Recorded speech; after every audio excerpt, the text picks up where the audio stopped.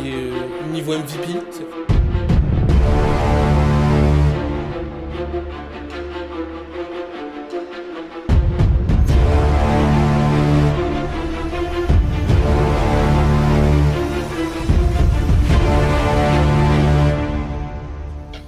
Hello Thomas, comment ça Hello, va? hello Romain, salut et toi, comment tu vas? Ça va nickel, hein? En forme? Très joli maillot, hein, Merci. tendance argentine. Merci. Je sais pas qui j'ai voulu rendre hommage cette fois-ci, mais bon, à part Lionel Messi, parce que c'est l'Argentine, mais je, Il y a beaucoup d'Argentins en MLS, hein. Tu rends hommage ouais, à, surtout de côté de l'Inter Miami, ouais, tu c'est rends clair. hommage, tu rends hommage à tous les Argentins comme ça avec ce beau maillot de Boca Junior. Ah oui, c'est vrai qu'il est très beau. Je trouve qu'il a du flow et puis bon, Boca c'est toujours élégant, j'ai envie de te dire. Voilà. Et puis, j'ai été sympa aujourd'hui avec toi. J'ai pas décidé de porter le maillot d'Arsenal. Écoute, j'ai pas encore. Je regarderai le match en rediff et après je pourrai te chambrer, d'accord? Ouais, surtout que j'ai vu qu'apparemment on n'a pas été fameux nous de notre côté, donc Ah ben c'est voilà. vrai. Ouais. Écoute, et après on parlera des histoires de tapage nocturne du côté de Manchester. C'est la mode. En ce moment, ça va, en ce moment, on a tendance Il y à a- beaucoup aimer les points. voilà, il y a une mauvaise mode qu'il va falloir corriger. On va pas se mentir. Bon, alors Thomas, aujourd'hui on est là pour parler MLS parce que ce week-end, certes il y a eu du foot en Europe, bien sûr on rigole, mais il y a aussi du foot en MLS, ça continue, il y a eu un énorme choc, que forcément on va en parler dans l'émission, mais tout d'abord on va euh, à- donner le résumé de ce qu'on va dire. D'abord on va parler de Cincinnati qui a subi sa première défaite à domicile de la saison. Oui, ça c'est le truc quand même un peu à retenir de cette semaine. On porte la poisse. C'est clair, c'est clair. Ouais, ça fait quand même un moment quand même qu'on leur disait que ils étaient invaincus, c'était invaincu. Mais c'est vrai que la semaine dernière, on fait un truc sur eux et on dit, ah, ils vont peut-être essayer de faire le record invaincu toute l'année. Bon, ben non. Ça, mais finalement, non. Ensuite, on a un peu parlé de DC United contre Chicago. DC United qui a étrillé Chicago 4-0 et qui en plus récupère la place de le spot de neuvième des playoffs. Donc c'est important, mine de rien, à souligner du coup de la conférence Est. Et enfin, on va terminer par le gros choc LAFC face à l'Inter Miami.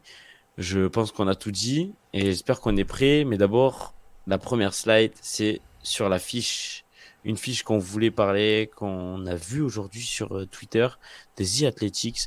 On sait très bien que nos amis de The Athletics adorent nous faire des statistiques et des fiches très intéressantes. À chaque fois, en fait, des trucs qu'on s'y attend pas spécialement, mais c'est toujours pertinent et ça donne, comment dire, Une ouais, une tendance. tendance, ouais. Et donc, cette fiche, comme vous l'avez sous les yeux, en gros, elle explique que c'est les stats où sur le temps d'un match, le pourcentage que les équipes, soit elles gagnent, soit elles font match nul, soit elles perdent pendant le match. Et donc, on prend par exemple, la première qui nous saute aux yeux, et en fait, c'est la pire, c'est Colorado, l'équipe de Colorado qui a 37% du temps dans leur match perd, 55% font match nul et seulement 8% du temps gagnent. On comprend pourquoi ils ont aussi peu de victoires et qu'ils sont derniers de la conférence Ouest, mais c'est affolant de ne mener au score en tout cas que 8% du temps de tes matchs. 8% sur 90, ça fait presque, ça fait à peine 6 minutes. tu, tu mènes à peine 6 minutes dans tes matchs. C'est trop peu. À contrario, Columbus, une équipe très joueuse qui marque beaucoup, mène 45% du temps dans ses matchs. C'est 45% du temps. le plus gros pourcentage, hein, parmi toutes les équipes. C'est un écart, t'imagines, entre 45 et 8%. 45% du temps, ça veut dire que il mène quasiment 40 minutes. 40 minutes par match. Ouais, et moi, C'est énorme. dans les stats, moi, tu vois, paraît un peu surprenant, du moins, si on se base sur ce que les équipes sont censées Mm. faire en termes comment dire, de prestige, une équipe comme le New York City FC est menée, qui généralement est menée dans 37% toi, de Non, minutes. Non, New York City FC, là, c'est 29%. Non, non, ils sont New York City. Attends, Tu t'es trompé. et pourquoi il y a New York alors? Ah, c'est New York Red Bull. Ah bah voilà, je parlais des Red Bull alors, ouais, voilà, donc c'est ça. Ok, ok. Parce qu'en bas, il y a Ouais, j'ai vu le NY qui est... NYFC, ouais. ouais. Ouais, bah voilà, donc New York Red Bull 37%, Colorado 37%, Inter Miami 34%, Oui, mais c'est vrai Montréal. que Inter Miami, tout va changer, tout est en train de changer. Mais oui, Montréal, c'est là par contre des pics aux yeux. 37% du temps, ils sont menés et 39% ils font match nul. Et à côté, tu vois Minnesota qui est 56% du temps en match nul. Même Dallas, 58% du temps en De toute match nul. façon, Minnesota, ça reste souvent une équipe qui est très solide et qui privilégie avant tout de ne pas perdre, tu vois. Donc, Oui, c'est et t'as moins vu surprenant. du côté de la plus faible pourcentage de temps qu'ils perdent, c'est New England. Soit ils font match nul, soit ils gagnent. Mais ils perdent, ils sont rarement menés dans le match. 14%. Ça prouve que la capacité qu'ils ont à rebondir, je pense, Ouais, régulièrement, tu vois. c'est comme Cincinnati aussi, hein. Cincinnati, on Ouais. voit que il y a quand même un pourcentage assez élevé en étant mené au score. Et au final, ils restent quand même la première équipe dans leur conférence et ils sont pas loin d'être la meilleure équipe de toute cette MLS. Donc Mm. ça montre que, encore une fois, les stats, on en fait ce qu'on veut et Oui, on c'est leur ça. fait dire ce qu'on a envie ce qu'on a envie en fait. C'est clair, c'est clair. Et puis au final, le bon, tu regardes le top 5. Le top 5-6, c'est les équipes du haut de tableau, ce qui est logique. Tu vois quand même Los Angeles qui est assez reculé, mine de rien, hein, qui est partagé entre gagner et perdre. Quant à... Oui, après, et Nashville aussi, qui est très reculé, je trouve, dans le classement. Genre même Chicago est devant Nashville en termes de pourcentage de, de temps mené au score. Même des Charlotte, tu vois, mine de rien. Atlanta, ouais, qui est pas mal aussi. Et même l'équipe la plus surprenante au final, c'est peut-être les Whitecaps de Vancouver, qui est aussi haut dans le classement, tu vois, Même Orlando, hein. 5e. Orlando, ils sont très très peu Ouais, menés mais au score.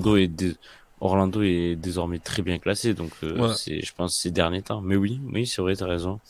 Orlando maîtrise bien son sujet et est très rarement mené au score, tout comme Saint-Louis. Donc c'est intéressant. C'est une statistique intéressante. Encore une fois, comme tu dis, on en fait ce qu'on veut, mais elle nous permet de comprendre des équipes qui aiment mener ou les équipes qui sont régulièrement menées aussi. Ouais, ça nous permet de savoir en fait quelle stratégie, quelle tactique puis les équipes Elles emploient doivent aussi, ouais. et quel type de scénario de match on a souvent avec les équipes Mm.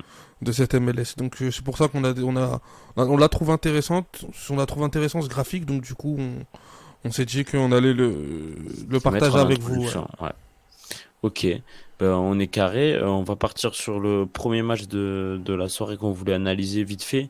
On va pas argumenter longtemps, mais c'était quand même le fait de la semaine. C'est vrai qu'on en a parlé. Cincinnati a perdu pour la première fois à domicile après 12 rencontres, si je dis pas de bêtises, Thomas. 12 rencontres sans défaite Ouais. à domicile. Ils visaient en tout cas le parfait, le record d'invincibilité sur la saison à domicile. Malheureusement, ça se fera pas.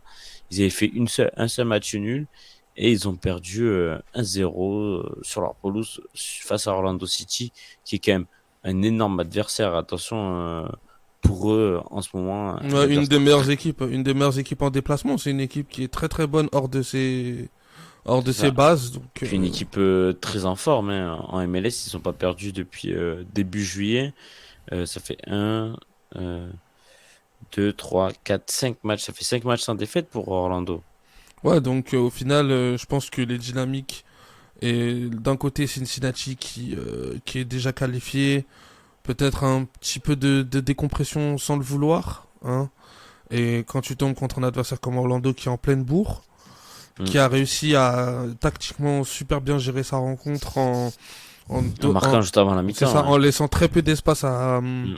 à Cincinnati et qui a pu derrière du coup procéder en transition.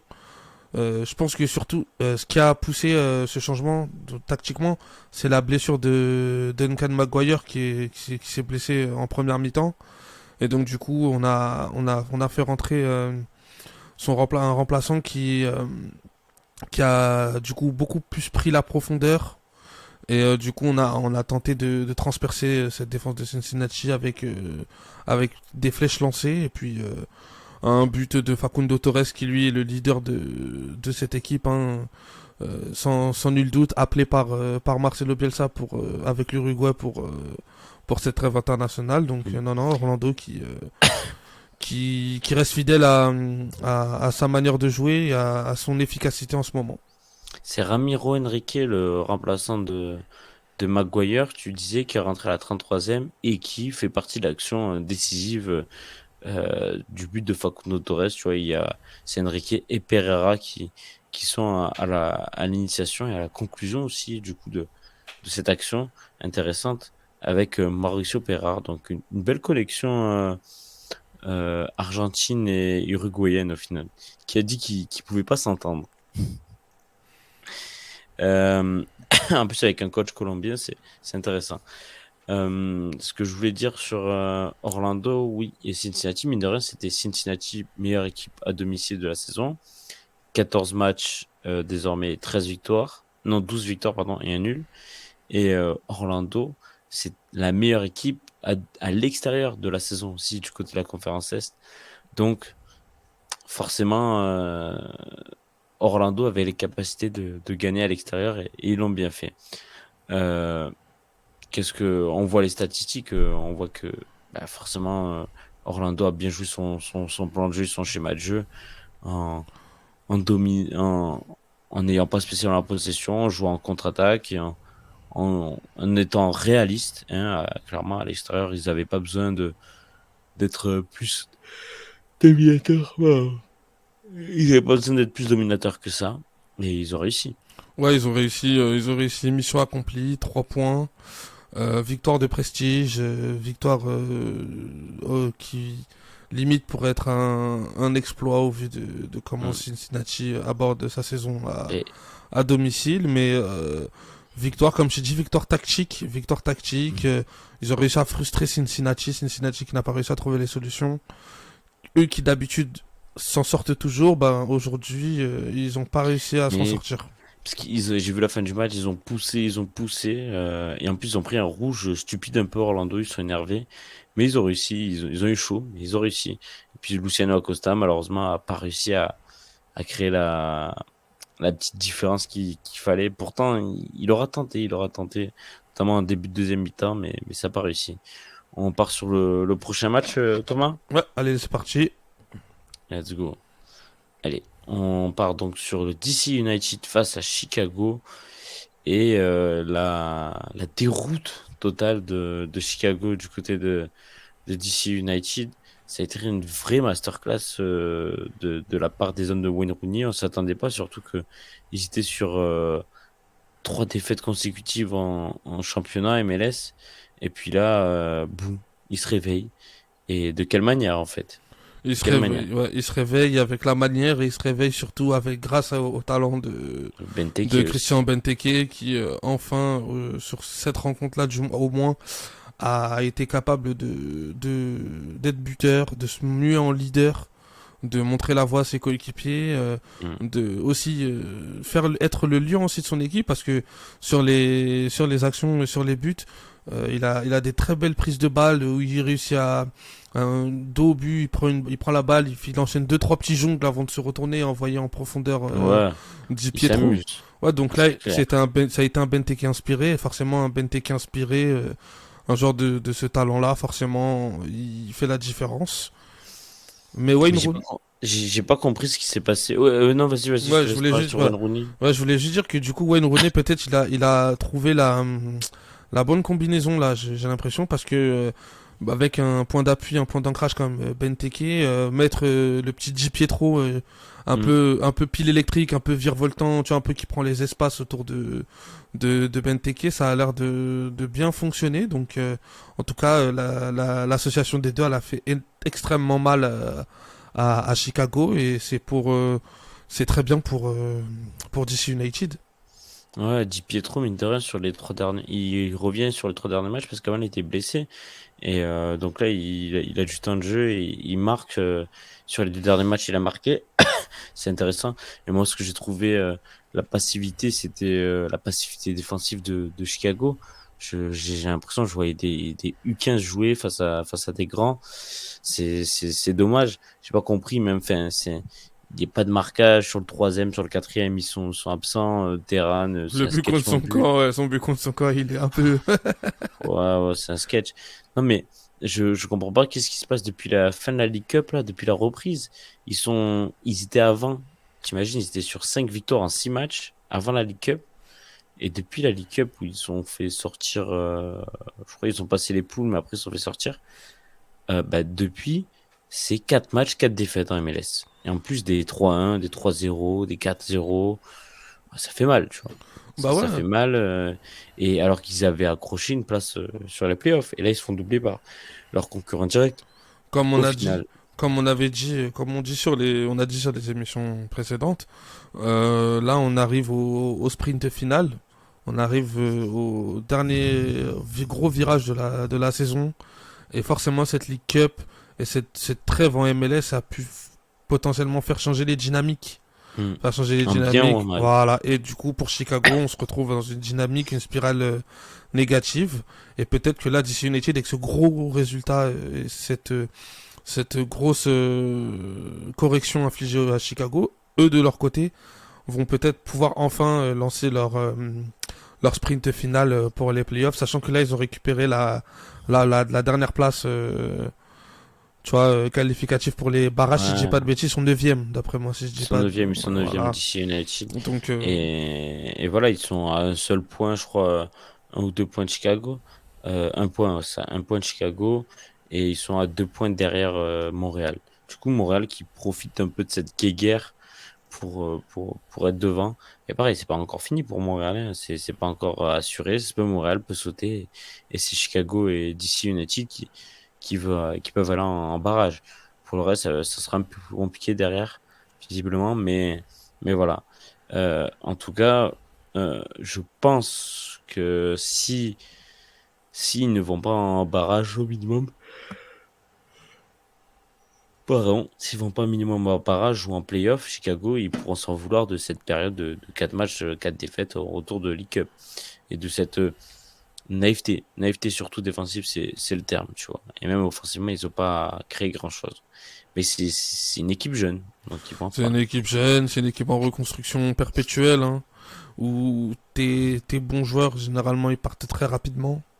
Hmm. Hein, on n'a pas un Shaqiri sur cette saison-là inspiré, hein, entre blessures, C'est quand entre il veut, hein. nombreuses absences. C'est quand il C'est veut, j'ai compliqué, l'impression. donc ouais.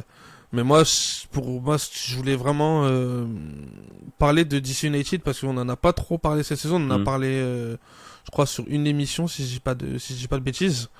Mais Pour les moi, descendre en ouais, plus. c'est ça. Donc, moi, j'aimerais connaître ton point de vue, toi, sur Wayne Rooney. Est-ce que pour toi, ce mec-là, il a l'étoffe d'être un futur grand coach ou pas, selon toi, au vu de ses différentes expériences? Parce qu'on sait qu'il est venu à MLS pour prendre de la bouteille, notamment.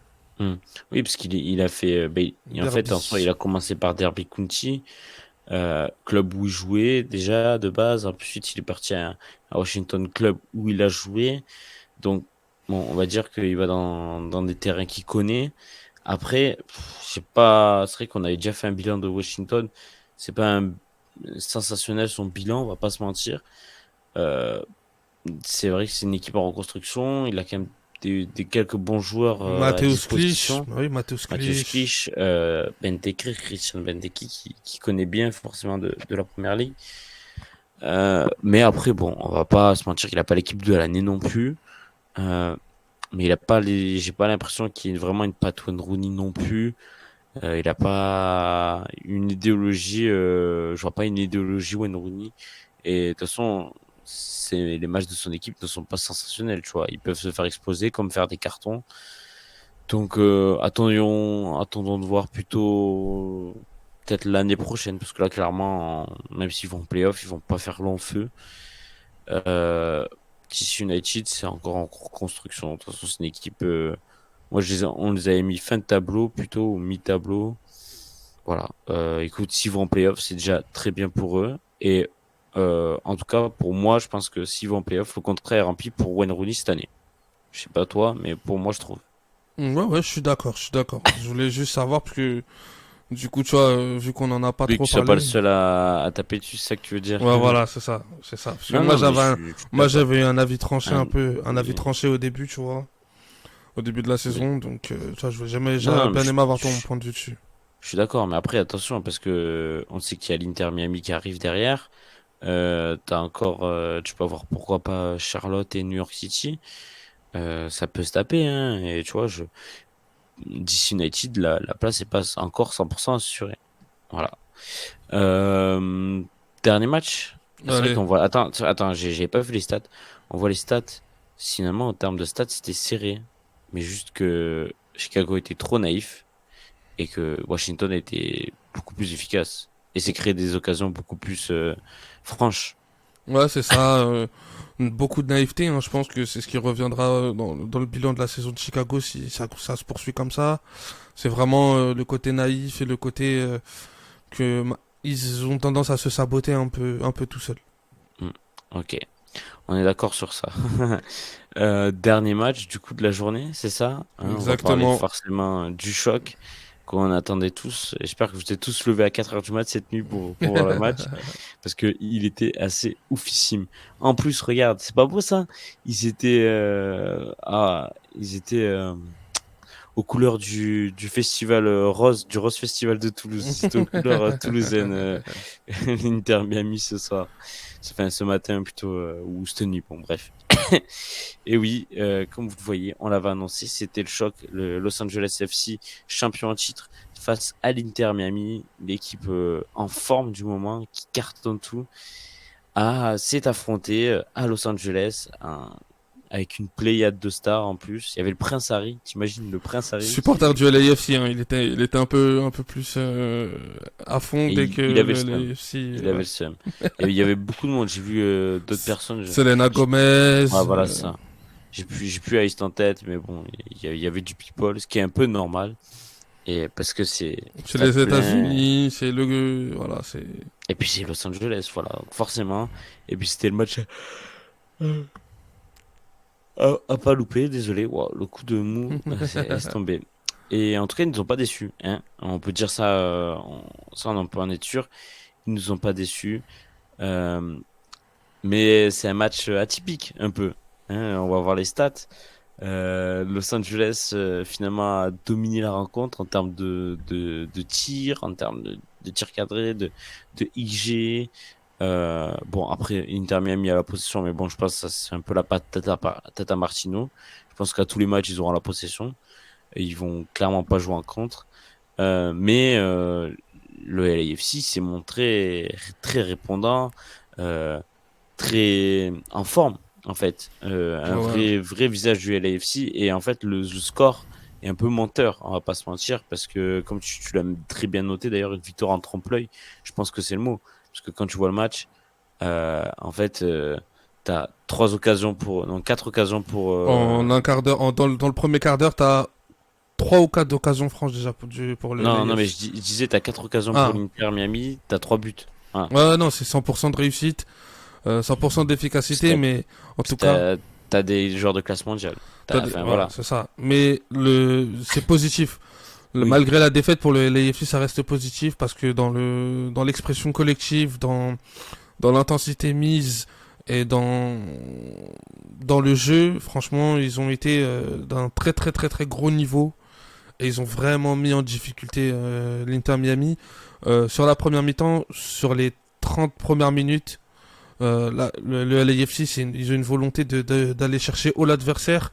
Hein, ils étaient au moins quasiment à. Il y avait que deux centraux qui restaient dans leur moitié terrain. Tout le reste du bloc était dans la partie de terrain de l'Inter Miami. Ils ont récupéré énormément de ballons hauts, énormément de d'attaques rapides, de transition avec Denis Bouanga notamment, Ouais, qui a un gros bouffé la boulot de feuille. Mateusz Bogusz Ouais, au milieu de terrain, c'est ça. Mais exactement. finalement, comme tu disais, à la finition, alors déjà c'était que le troisième match de Maxi Gonzalez en pointe, le nouveau buteur espagnol qui remplace Poku. Donc il faut encore peut-être un peu de temps pour s'habituer avec Vela et Bouanga.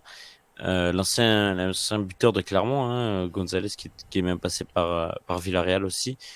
Mais c'est pas lui au final qu'on va plutôt décrier. C'est malheureusement, on l'aime bien, on l'adore, mais Denis Bouanga a peut-être raté Le le. rendez-vous, son Ouais. rendez-vous. Alors rendez-vous. Enfin, raté, non, parce qu'il était là, Oui, il s'est il a eu créé des les actions. occasions. Ouais, voilà, c'est ça. Voilà, il a D'accord. juste pas réussi à conclure.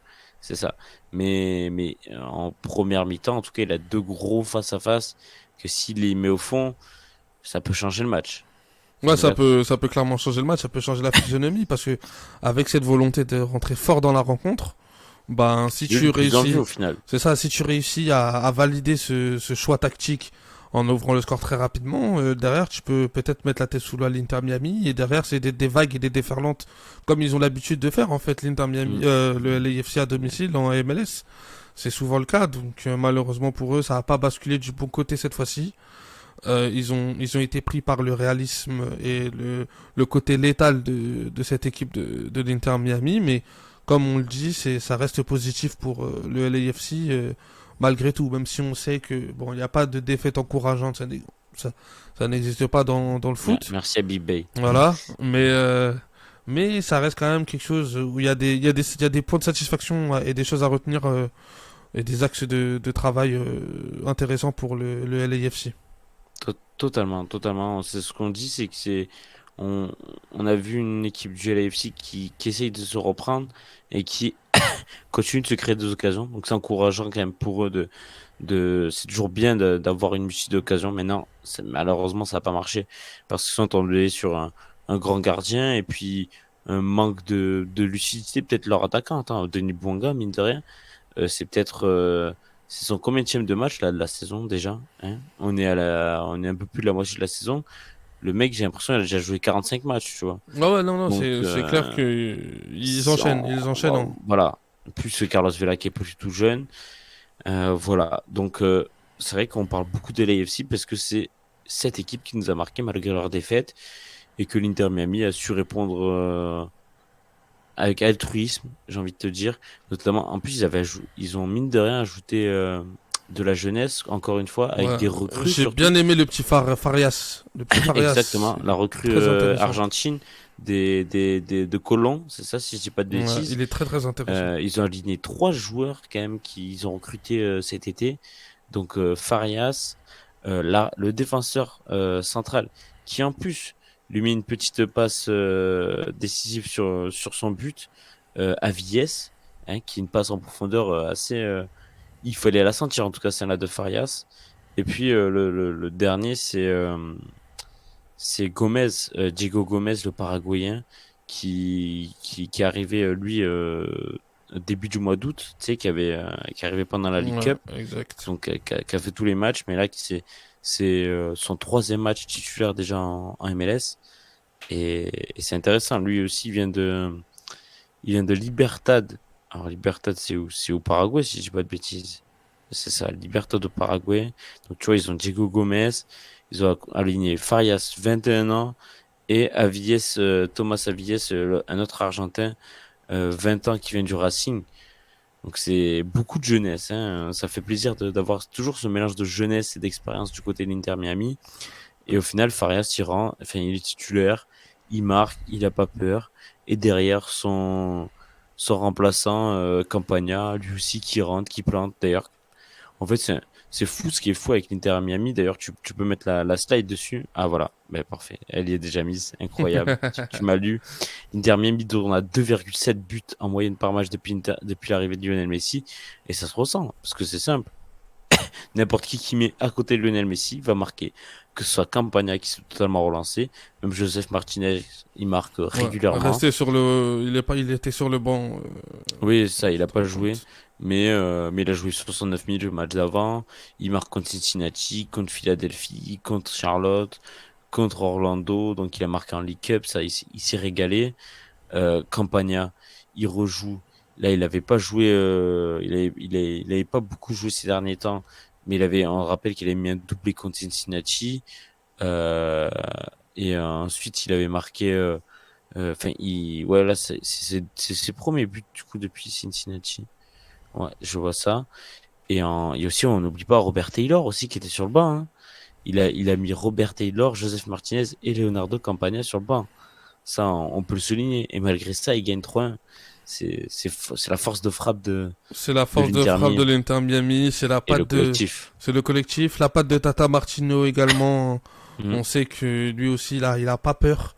Quand il est arrivé, il a pas hésité du coup, T'as une stat d'ailleurs. faire confiance à la jeunesse.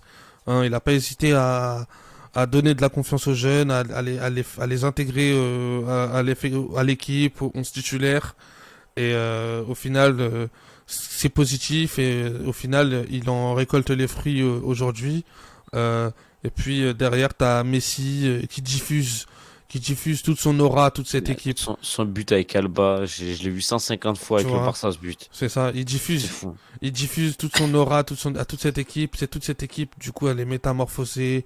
On a l'impression qu'elle court plus. On a l'impression qu'elle est plus efficace, qu'elle est plus précise. On a en fait, c'est le jour et la nuit entre l'Inter Miami qu'on avait sur le début de saison et cette nouvelle version de l'Inter Miami. Et ça, on le doit aux arrivées de Lionel Messi, Busquets, Jordi Alba, mais Mais surtout pas que. à Tata Martino. À Tata Ouais, Martino. mais pas que aussi, parce que ce que j'aime bien dans cette équipe, c'est qu'il a ses cadres. Donc, Messi, forcément, Alba, Busquets, ok, mais il a aussi Yedlin, hein, aussi Ouais, sur le côté. exactement. Il a en défense centrale, il y a toujours Gvirstov, Ouais, je sais pas comment on prononce l'ukrainien là, oui, Christophe, oui, c'est ça. voilà ça. Et derrière, il fait confiance aux jeunes, notamment Benjamin Kremaski. Et même le Euh, gardien de but qui est en état de oui, grâce. oui, Calender, ouais, Calender, Ouais. Drake Calender. Mais Kremachi, lui, il est titulaire qu'importe, tout le temps. Et il se régale, il a que 18 ans et il a d'énormes responsabilités à chaque match, même en League Cup et tout ça, il a toujours fait le travail. Et derrière, et autour, il peut articuler, il peut moduler. Comme on disait, en attaque, il fait tourner Farias, Martinez, Campagna. Il peut même mettre Taylor, Robert Taylor qui se révèle être un cadre, en tout cas pendant ces Kremachi, derniers matchs. Kremachi, il a été appelé en Kremachi, sélection, si je dis pas de bêtises. Kremachi avec les États-Unis, tu veux Oui, dire? oui, oui. Il a été Ouais, je appelé, je pense, crois. hein, Il a été appelé, d'après moi. à seulement 18 ans.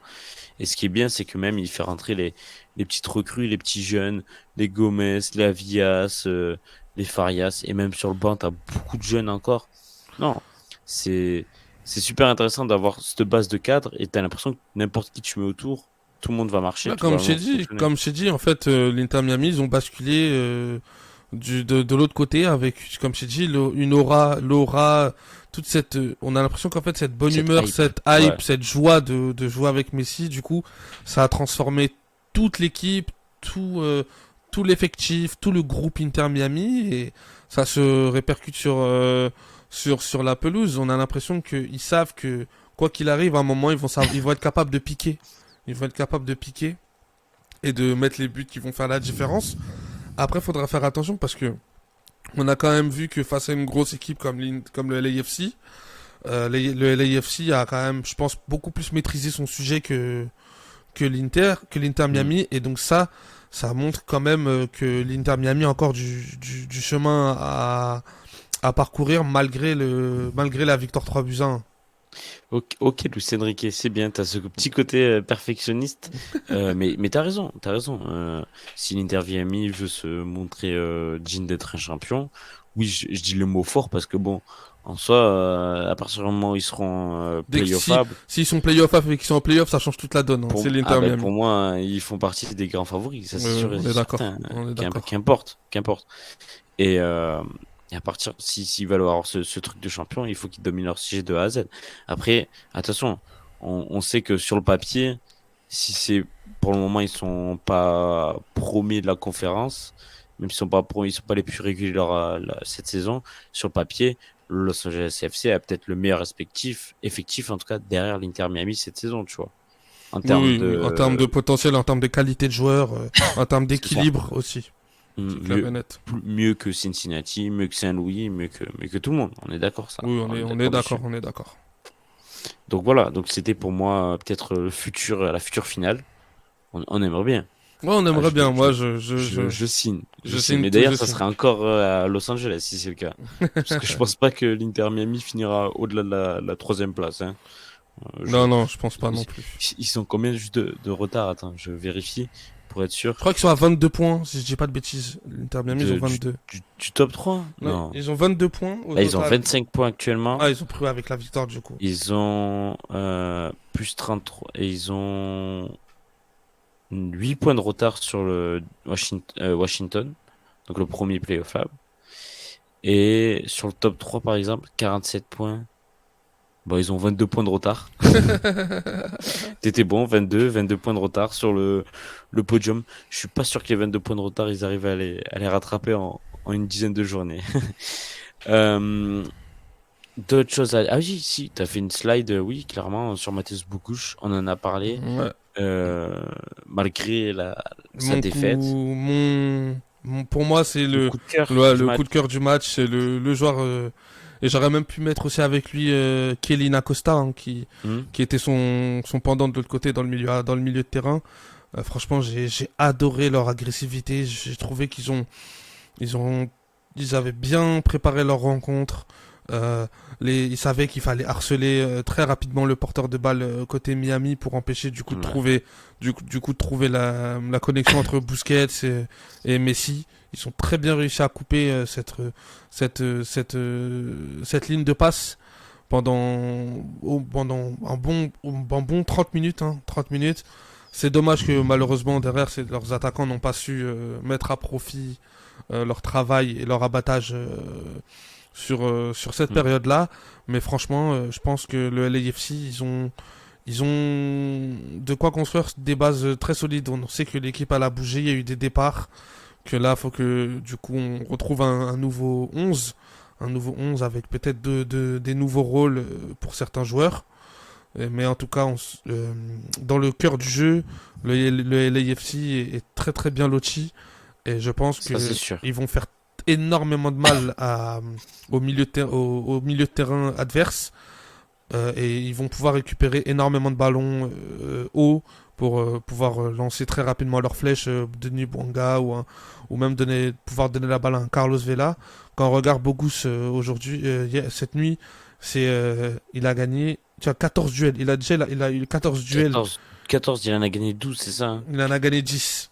10, 10, 10 sur 10, les 14. c'est pas mal, ouais. C'est quand même très très intéressant. Et j'ai pas pu mettre malheureusement les. J'aurais pu faire aussi une fiche sur Acosta. Hein. D'ailleurs, je comprends pas trop pourquoi il a été sorti à la mi-temps. Parce que pour moi, Ah oui?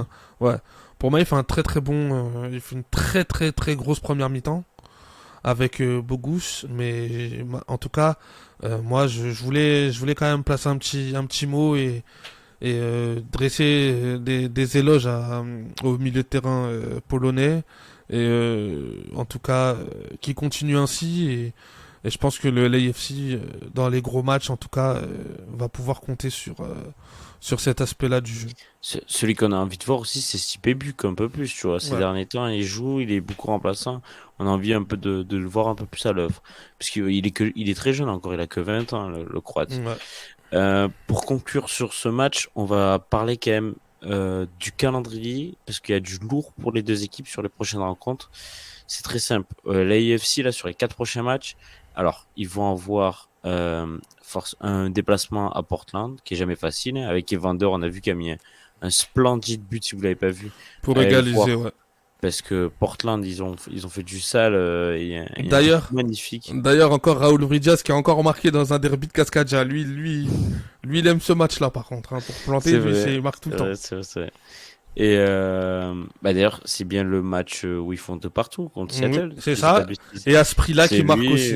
Asprilla qui Oui, marque on encore. avait Et il parlé avait mis le aussi ciseau. déjà. Et il avait mis le Oui, ciseau oui. au premier On match. en avait parlé la dernière fois en plateau. Et d'ailleurs, Et d'ailleurs, ce match-là où c'est Leo Chu, j'allais dire une insulte, non, ce débile, on va dire, hein, pour être gentil, ce débile qui prend un rouge parce qu'il a déjà enlevé son carton, son maillot lors de son but. Vraiment, ça, je ne comprendrai jamais. Euh, du coup, dépassement à Portland, pas facile avec un Evander en feu et qui a notamment, donc, je vous disais, un banger en pleine lucarne. Allez le voir. Ensuite, le derby de Los Angeles. Du coup, cette fois-ci à LAFC, au BMO Ben, Fields, ouais, c'est ça. c'est ça. Ensuite, un déplacement à Saint-Louis, première de la conférence Est, ok. Et ensuite, un déplacement à Philadelphie. J'aime beaucoup. Et on termine par un petit Campeones Cup contre les Tigres du Mexique. Donc, je pense champion américain contre champion mexicain. Donc, une trophée des champions, quoi, nord-américain. J'aime beaucoup le calendrier. Et en vrai, tu conclus les 4 derniers matchs par Salt Lake, Minnesota, Austin et Vancouver. Hein. Voilà, que de la conférence Ouest. Donc c'est sympa. C'est sympa, Los Angeles. On va voir s'ils veulent se relever, s'ils ont vraiment une âme de On champion. essaiera peut-être pour le Trafico, si on arrive, peut-être. Faudra qu'on s'organise, mais on essaiera peut-être de se faire un petit plateau, si on peut, Romain. Si on peut, je regarde la date pour voir si j'ai pas peut-être quelque chose de prévu. On va voir, mais ça peut peut-être se faire. Je, je suis pas sûr. Il y a peut-être il y a peut-être une feria qui passe par ici, mais, mais on verra. En tout cas, on va le débriefer, c'est sûr. Et du côté de l'Inter Miami, les 4 prochains matchs, ça va être contre le Sporting. Attention, le Kansas City qui est en forme avec un Pulido qui peut faire extrêmement mal et quand il est très en forme. Atlanta, toujours difficile de jouer au Mercedes-Benz Stadium. On sait qu'ils sont assez réguliers, qu'ils peuvent sortir un gros match en tout cas. Toronto, dernier de la conférence, ça devrait le faire. Mais attention encore au fameux duo italien, hein, on ne sait jamais, ils peuvent nous faire mentir. Et enfin, Orlando City à domicile, à Orlando. Ça va être très dur. Ça va être très compliqué de le faire. Et ils concluront un peu plus tranquillement, notamment pour une toute confrontation face à Charlotte. Et il y a un match quand même à domicile avant face à Cincinnati. Ça va être sympa. On va conclure donc en donnant les classements, Thomas. Ouais. Hein. T'as fait une slide dessus Non, ou pas? j'ai pas fait de Oh, slide. non. Bon, je vais le donner à haute voix alors. Ouais. Donc ça bouge pas. Saint-Louis, déjà un peu les résultats de la journée. Hein, je les ai pas donnés. Philadelphie qui s'impose 4-1 face à New York Red Bull. Euh, Los Angeles Galaxy et Houston qui se neutralisent. San Jose et Minnesota la même. On en a parlé aussi du derby de Cascadia entre Seattle et Portland qui a fini par 2-2. Le Real Salt Lake s'est imposé sur le Colorado, victoire logique. Dallas et Atlanta sont quittés sur un score de 2-2. Kansas, on l'a dit, qui a gagné à domicile grâce à un grand Pulido en forme face à Saint-Louis. Attention à Saint-Louis, il faut pas se relâcher. Nashville fait une nouvelle fois un match nul Un match nul sur la pelouse de inespéré, Charlotte. hein, un peu, sur un Oui, à la penalty. Ouais. 93e, hein, on est Ouais, d'accord. un penalty en toute fin de match. Donc, C'est ça. Euh, Orlando, donc on en a parlé, qui s'est imposé sur la pelouse de Cincinnati. Et enfin, on a eu encore New England qui fait 2-2 face à Austin. Ah non, c'est ce match-là où New England gagne 2-1 à domicile et que Austin marque à la 93e sur très une jolie action. frappe. Hein. Ouais, elle sort de nulle part, mais elle est belle. Ouais. Elle est belle. Et enfin, le carton aussi, c'est Columbus qui s'impose à Montréal. Cucho Il y avait Hernandez, incroyable. triplé pour Cucho Hernandez. Et le dernier match, c'était le New York City qui fait match nul contre Vancouver Whitecaps. Avec la blessure de Maxime Morales, hein, qui est revenu de sa retraite, hein, et qui se blesse pour le New York City FC. Gros coup dur Oui, et sale saison pour eux, hein, sale saison pour eux quand même. c'est clair. C'est clair, je suis d'accord avec toi. Et d'ailleurs, il se blesse pas sur le but. Je suis pas, non, je crois pas, je crois que c'est sur une autre Ou- action. Je sais plus c'est quel joueur que j'ai vu qui s'est blessé après son but là, qui s'est tenu le genou. Ah, c'est peut-être lui, t'as peut-être raison alors. Je crois que c'est lui. Bon, on vérifiera. Du coup, Conférence Ouest, Saint-Louis, Seattle, Los Angeles, Salt Lake, ça bouge pas. Ça reste premier. Ensuite, on a Houston Dynamo qui reste cinquième avec Vancouver, sixième. Minnesota actuellement septième, bien placé en tout cas, qui chip la place à San Jose Earthquake, qui descend du coup actuellement 8e, premier barragiste devant Dallas 9e, du coup deuxième barragiste on va dire. Et pour les places, en tout cas pour les playoffs, pour les barragistes, ça se joue entre Austin, Kansas et Portland. Et même attention au LA Galaxy, on sait jamais, hein, ils sont actuellement qu'à 5 points de Dallas 9e. Donc ça peut encore le faire en étant 13e. Côté de la conférence Est, Cincinnati toujours premier, 10 points d'avance sur New England. Orlando qui revient à hauteur de New England. Ils ont seulement juste 4 buts d'écart de goal average. Mais attention, New England a un match en moins. Philadelphie qui revient aussi petit à petit, hein. Un seul point d'écart avec derrière Orlando et New England. Au prochain match, Philadelphie veut très bien passer deuxième. Columbus aussi, exactement, également 45 points. Ensuite, on a Atlanta 6e, Nashville 7e. Nashville, attention, attention.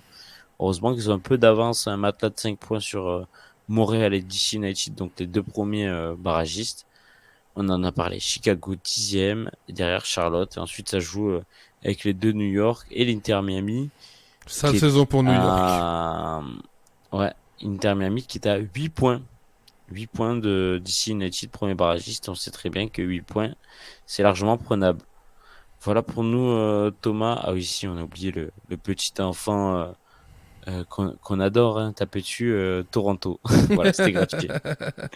Merci à Lorenzo et Signé. Et d'ailleurs, ils ont pas joué. Du coup, ils ont pas joué. On peut pas leur taper dessus. Il me semble que, si je dis pas de bêtises, ouais, c'est ça. Ils ont pas joué ce week-end, donc on peut pas leur taper dessus. C'est Mais dommage. prochaine fois, il y aura une prochaine fois, c'est sûr. Bah oui, de toute façon, le prochain week-end. Ah non, la prochaine fois qu'ils jouent, c'est le 17. Le 17, et c'est le derby. Enfin, derby canadien, on va dire, face à Vancouver. Parce que c'est pas vraiment un derby, là. Ouais, non. C'est un peu loin. Voilà. Voilà pour nous. Merci à toi, Thomas, de m'avoir accompagné. Merci On à vous toi, dit Romain. à la semaine prochaine pour un nouveau match de MLS Week. D'ailleurs, juste je regarde les prochains matchs pour être complet. Ouais, Qui quel sera, choc pourrait nous, quel sera notre choc? nous exciter là. Portland, Los Angeles, forcément. Inter, Kansas. Inter Miami, Kansas, ça peut être sympa. Oh, le derby de New York. Derby de New York, Ouais, sympa. pas mal. Atlanta Inter, hein. Non, Atlanta Inter, C'est ce la sera la semaine. semaine d'après. Bah, Ouais. c'est pareil pour le Du derby coup, de il New y a... York, du coup. Ah oui, d'accord. Ouais, au final, il y a 1, 2, 3, 4, 5 matchs. Il n'y a Bon, que bah, 5 matchs. Le Galaxy Saint-Louis, quand même, ça restera, je pense, Galaxy le. Saint-Louis, c'est ce que j'allais te dire. Ouais, le Galaxy Saint-Louis de dimanche à 2h, ça me chauffe. Ça me Ouais, ça chauffe peut être pas beaucoup. mal. Ouais, c'est après plutôt ouais, le derby de New York et Atlanta Inter, ça peut être très sympa aussi. Philadelphie, Voilà. Cincinnati en plus sur la même journée. Orlando, Columbus. Ouais, La il y journée aura, du 16 et du 17 septembre, elle sera très jolie. ouais, on aura des trucs à débriefer. Ouais. Merci à toi Thomas. Merci Et à on se toi, retrouve Romain. la semaine prochaine donc pour que quelques matchs, mais du coup on va pouvoir analyser en profondeur sur ces matchs-là. Ciao ciao les gars. Ciao, ciao.